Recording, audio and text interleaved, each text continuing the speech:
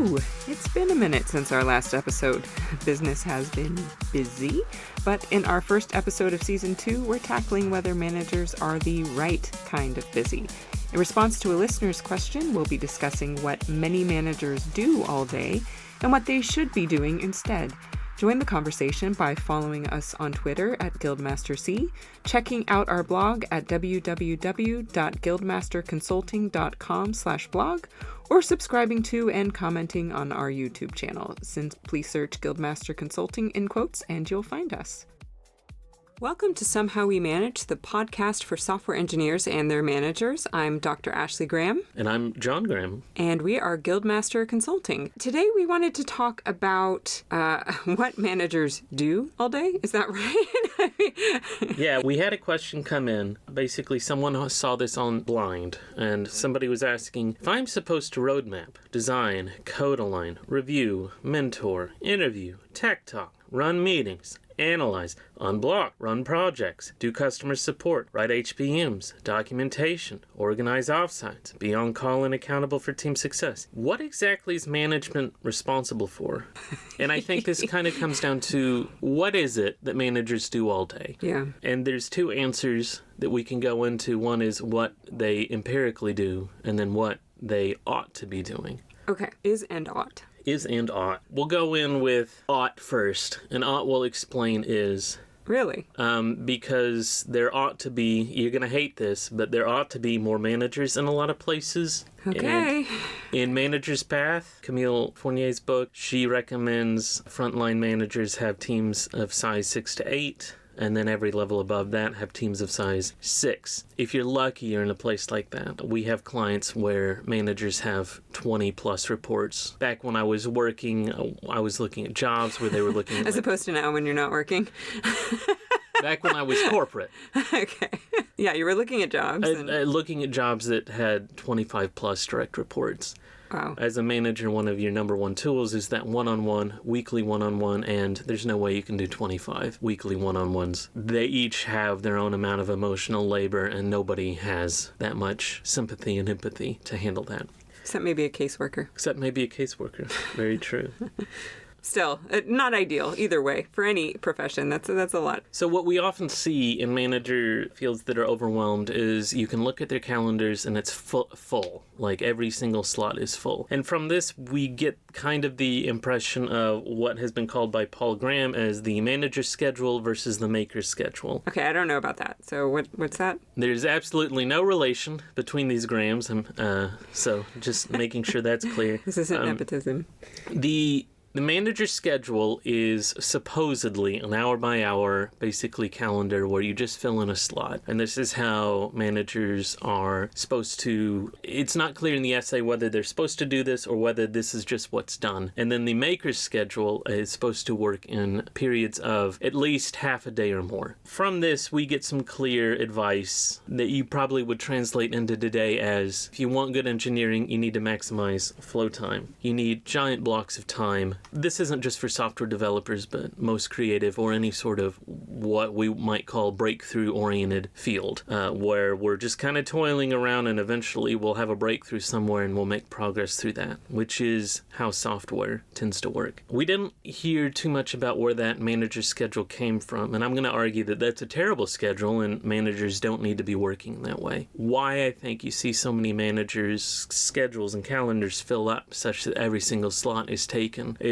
a combination of two things. One, there are too few managers, and so everything is full of operational work. We'll call the 1 hour slot everything filling up operational. You have to do this every day, that sort of thing. And then two, managers aren't handling communication correctly. So how should a manager's schedule look? Mm-hmm. I think this goes into a bit of that question, what is it that you do here, right? What is a manager supposed to do? Mm-hmm. And we're going to put together a Guildmaster branded software engineering manager job description that I think would work for many industries. So don't get turned off by that. Okay. We'll put that on our blog. Right. But two major pieces of that job description, like we need to be talking about, they give feedback. They give career coaching. They make sure teams are in tension but gelled, right? In that gelled tension, which is a very hard thing to do. You want teams working smoothly together, but you also want that creative conflict. You don't want groupthink. So you're dancing on the edge of a knife in a few different ways. But two parts of that job description are managing disputes and handling escalations, which are kind of the same thing, except one's generally generated by the business itself or technology. Those are the escalations. And then one is generated by people. The issue is, these are stochastic processes. We don't know when the next dispute's going to come out. We don't know when the next escalation's going to be. That makes management work look a lot like engineering on-call. The model for that... Sorry, So like event-driven or interrupt-driven? Interrupt-driven. Especially frontline managers are going to be highly interrupt-driven, and that makes the model that you want to see for that style of management in the frontline managers, which usually, I mean, in this case, we're talking about an individual contributor wondering what their manager does all day. That's a frontline manager. The model there is, Paul Graham wants to say it's the water department. This filled-up schedule, bureaucracy, sending out mailers for bills. It's not the water department. It's the fire department. It's basically sitting around most of the day waiting for the next fire. And that's what on-call often looks like, too. But, I mean, as a manager, you're wanting to reduce fires. So are you, as a manager, trying to work yourself out of a job? To a degree, yes. How much of your time is going into reducing fires? Well, certainly you want to use any of that downtime you can to improving things. What I'm trying to point out is that while developers and creatives get flow, or that's what we would advise. Right. Try and protect flow for developers and creatives. The makers count. There is no way to do this for managers because part of their job is handling things that break flow. Okay. So they are there to ensure that their team has flow. Yes. Okay. And creative tension. Yes. Okay. And that means that they won't necessarily have flow, which means the size and complexity of the projects they can take on is we've got to reduce our expectations there. Cultural changes might take a long time just because frontline managers don't have those major bits of flow to work with. So are managers more operational than engineers? Sure. So we're going to see more slots on the calendar, more of that style thinking. But the More meetings. Yeah, more meetings. But the big chunk of a frontline manager's calendar is going to be dominated by that sort of interrupt-driven stuff. I would like to see fewer meetings on managers' calendars. And part of the way you're going to get there is you need to try and hit managers' path numbers in terms of that middleware. And again, that was 6 to 8? 6 to 8. Okay. At the front line. Another part of the way is managers, you have to get out of the day-to-day work. That's not your job. So what do you mean by that? The day-to-day work that's not operational? Because they certainly have an operational load. You mean day-to-day, like the tech? The tech. You're not there to make technical decisions. You're not there to make product decisions. That's interesting because a lot of job descriptions I see, they want their managers, their people managers, making technical decisions, being technical leaders too. Yep. And you would say that that's a problem? Yeah, I'm not telling you how things are in the world. Yeah, you're I know talking they fly in the face still. of this. Okay. We're still in ought, not is. Outland. Okay. People management is a skill, and there are a lot of benefits to federating it, separating it from project management, technical leadership, and all these other things. What you're going to see in a lot of places where you combine people management with other skill sets really is the plutonium. It's the plutonium. It's the dangerous thing. Okay.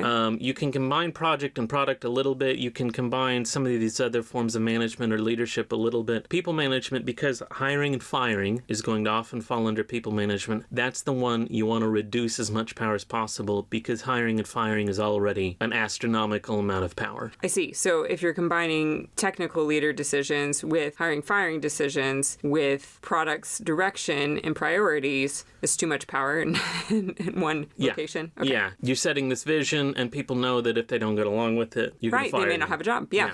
You weigh in on a peer review, people know if they don't go along with it, you're going to fire them. Like this is why it's dangerous to mix those things. Okay. So if you shed a lot of those responsibilities to other specialists, agile coaches, product managers, technical leaders in your organization, and you get down to that level of 6 to 8, then your schedule starts opening up a bit so that you can actually be a fire department. The last thing I would say that managers need to do to open up their schedules is they're playing the wrong game of telephone. I'd like to know more about that because even as a project manager, not a people manager, I felt like I was perpetually playing telephone and being everyone's communication for them, which is a terrible thing to scale. But what do you mean by that for people managers? I think that's exactly what I mean. That's the wrong game to play. So somebody, if you're trying to be very developer experience oriented, or you are a developer who's moved into management and you want to quote unquote protect your people, you may take meetings to get your developers out of those meetings. Okay. Especially if you're trying to apply this maker time versus manager time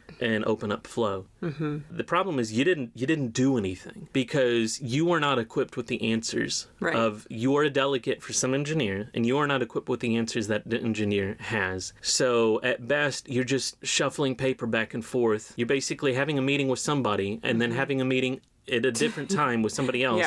And by that time, the message has degraded and you didn't understand it all to begin with. So it's this weird asynchronous decaying, message in a bottle. It has a certain shelf life and it's just going to, you can only write so much on that little note. And it over time, the sun gets to it and it just becomes more and more illegible. And that's how somehow value added. You're protecting people from meetings. Protecting them from maybe that big meeting, but you're still having a meeting with them to explain what they missed, right? Yeah. Or summarizing it in a report, I guess, is the goal. Like you're cutting down the meeting by having them read something that they don't have context on. And of course, if they're not in the meeting, they're not going to read anything.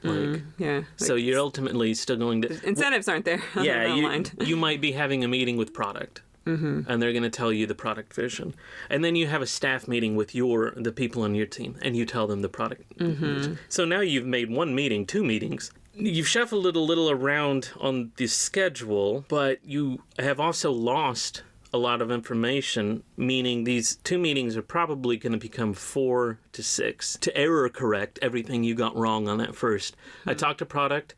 I then take the message to my team. I take the questions from my team back to product for the second meeting with product and also elaborate and better understand myself. Then I have another meeting with my team where I try to explain it again. And then I have some final questions. Sure. So we've turned 1 meeting into 6. And somehow this is supposed to protect people from meetings. This makes doesn't. the manager seem very important. That's another reason why people do it. That's absolutely sure. You become an information hoarder pretty easily with this method. A hub. Yeah. That's assuming you're letting information flow freely. Right, that's true. It could just be a gatekeeper. The solution is to let product talk to your team directly. And the way you protect flow time is you just figure out, okay, product, here's when my team lets themselves have meetings. When's an opening? This is easiest if, you're in a cross-functional team with product and the whole group can decide when is our meeting time. And you can protect times. You can, you have a meeting morning. People try to have meeting-free afternoons and meeting-free mornings. I would say try to crush them all together into meeting mornings or meeting afternoons and let the rest of your schedule be meeting-free. Okay, so we've kind of been dipping into ought and is as I ask questions. Is there anything else you wanted to cover in terms of the ought of how a manager ought to have their day scheduled or what they ought to be doing? I think managers need to get comfortable with not always having meetings. I think a lot of managers don't know what they do either. And so they think if I am in a lot of meetings, I must be doing something, but they're doing it wrong. When I said the wrong game of telephone, that's the child's game of telephone. You need to actually be working as a switchboard operator. You need to know where the sources of information are and where the sinks of information are and plugging those people together rather than trying to carry the message yourself. Yeah. Now, you can be trying to clean up the schedule, trying to find more efficient ways to fit everything in such that your team is meeting with product and it's not impeding anyone's flow. Is there anything then, in terms of the interrupt, that there are certain kinds of events and fires that a manager should always be prepared for? Or, what do you mean by those fires? But before you answer that, I just want to remind people that if they like what they're hearing and they have questions for us too, please engage us on Twitter at GuildmasterC. Check out our blog at guildmasterconsulting.com/blog.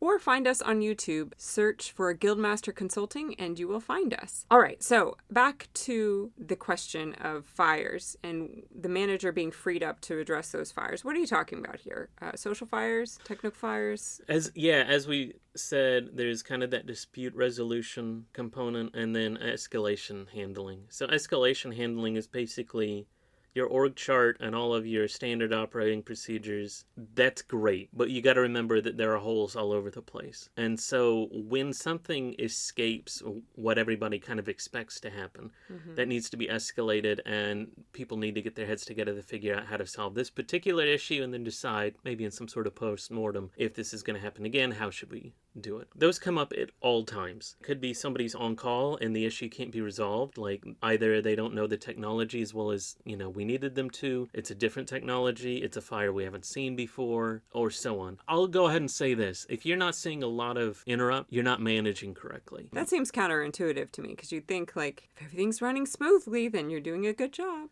If everything's on the escalation side, if everything's running smoothly, that you aren't discovering new kinds of things to break, then you're not pushing your skill set hard enough. You're not inventing hard enough. Okay, you're so the manager is helping to find... I wouldn't say that the manager's necessarily helping to find those things. Just don't rest on your laurels. Okay. If you don't want an all-in-call system that is having the same fires every day, because that means your post-mortem system isn't working. Right, exactly. You're not fixing the issue.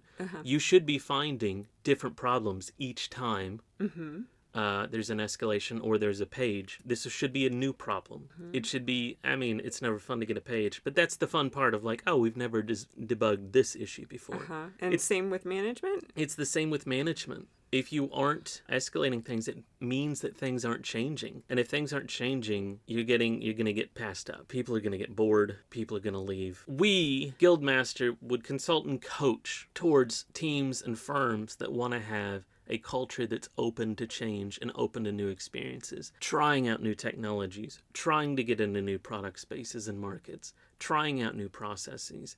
We're always trying to do a little bit better. And by introducing ways that you do a little bit better, you introduce some risk that there's some hole you didn't see, and that's going to become an escalation. So is the manager there to facilitate conversations around that? Because, a manager discovering new things for their teams to do and think about seems like just compounding the problem that the listener, wrote about in the first place of I feel like I'm doing all of this stuff. And what's my manager actually doing besides sending me new lines of work? And you know what I mean? What is the manager's role in this discovery? This is escalation handling. Okay. This has come to the manager of we didn't think of this. What should we do?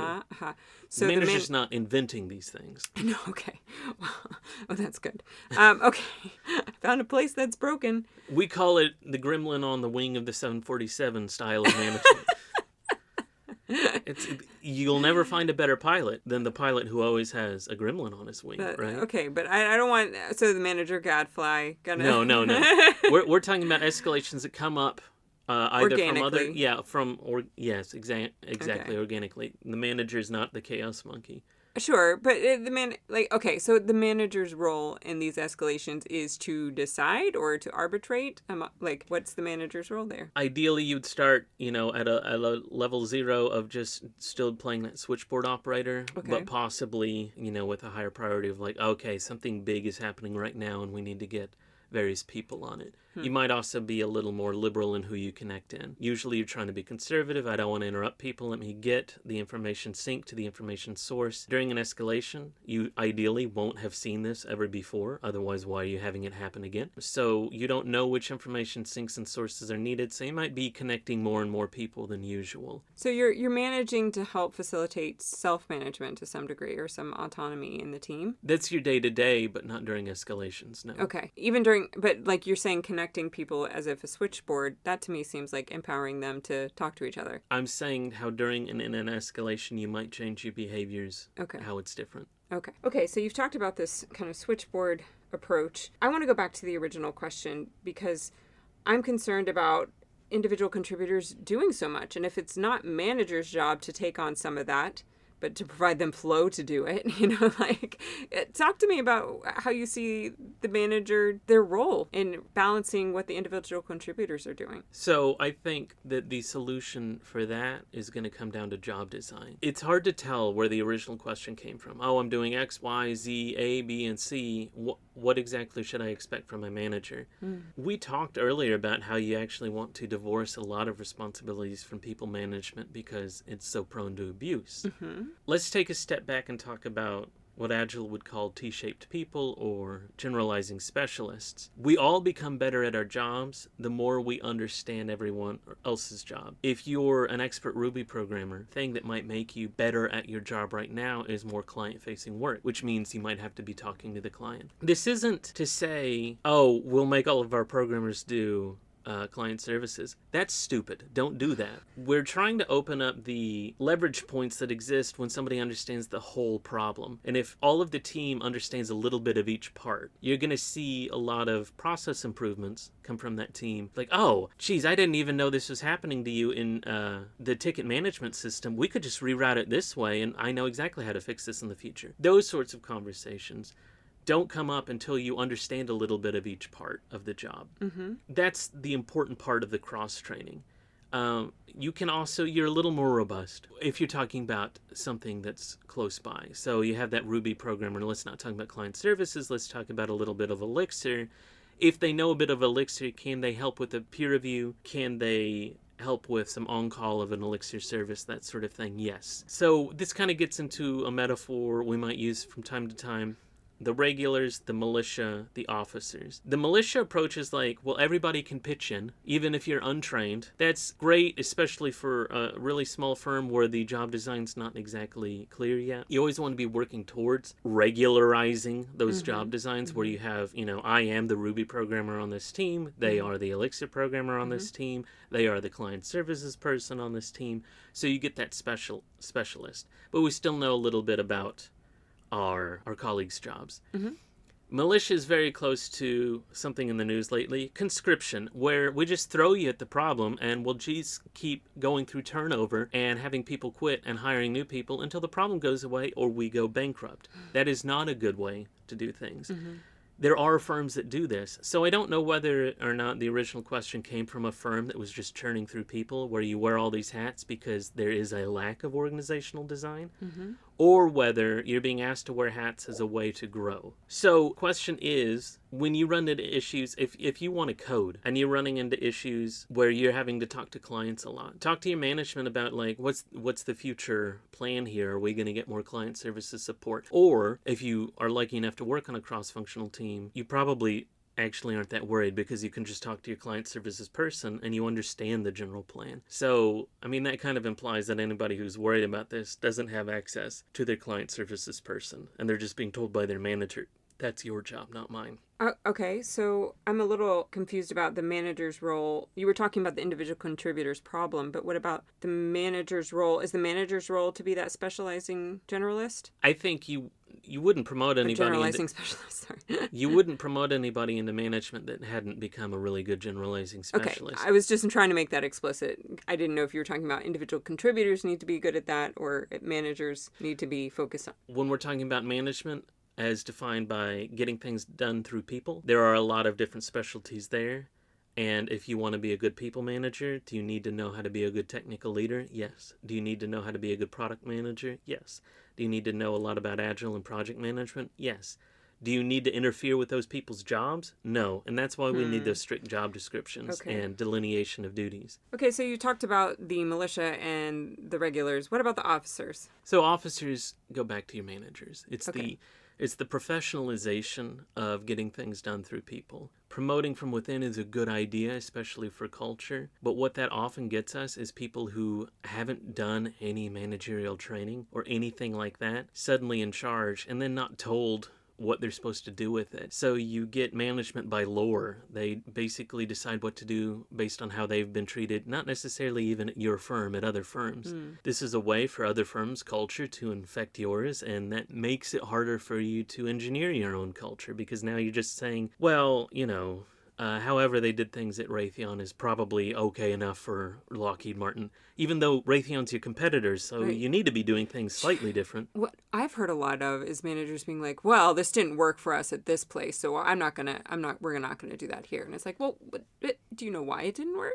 Yeah. Especially project management. Like, everyone has terrible stories about what project management scheme didn't work at their previous firm or what theory didn't apply. And okay, so the officer class, I know a little bit of what they shouldn't be, which is touting things that they've had work or not work at other locations. What is this professionalization of the management class? You can take inspiration from the idea of just officer training school. There needs to be, your job is different now. Your job is different now, and here are the methods by which we want you to manage. So just as we would advocate, you kind of have standard operating procedures or definitions of done, actual processes for things for your individual contributors. And who should be deciding that? Probably the individual contributors themselves. Right. You need to have how management is done here. And you need to have an introduction and an enforcement of that. So Accountability, yeah. Training, mentoring, coaching around the idea of management at our firm. Oh, I like that. Okay. And so for the job description of the manager, you're going to put that on the blog. But is there anything else you wanted to cover today? I see our little bit is waking up. If your manager is in meetings all day, that sucks for them. They need to get rid of those meetings just like you need to get rid of meetings. We have a lot of weird... Or make more effective meetings. Yes, or make more effective meetings, which I'm sure we either have done a podcast on or will in the future. No. Facilitation matters. Many meetings do not need to happen. There's a whole lot of things that happen to individual contributors in terms of bad meeting patterns, but the one I want to focus on right now happens to managers, and that is this whole I'm going to be a message in a bottle and show up to one meeting and carry that message to another meeting at different times to quote-unquote protect the people, and I'm just trying to explain to you how that does nothing but generate more meetings. Yeah. So you aren't helping. You are Right. actually hurting by trying to do that. Be a switchboard operator. Get the right people in the room so that that information flows freely. And work with your entire cross-functional team or the larger department, who you need to collaborate with. Get on the same schedule there. Get all the meetings going on at the same time, and that will protect flow time for everybody. Okay. And one small thing before we close, because it's something you alluded to, cultural changes. A lot of times managers feel responsible for those kind of deep systemic changes in an organization. You would say that that is or is not part of the job description, and why? Absolutely, culture is part of the job description. You need to be both a paragon of culture, an exemplar, but also be thinking about it as a one layer up of abstraction. Is our culture good? How could it be better? The main way a manager is going to affect culture is in who they fire and hire, disciplinary action, and hiring practices.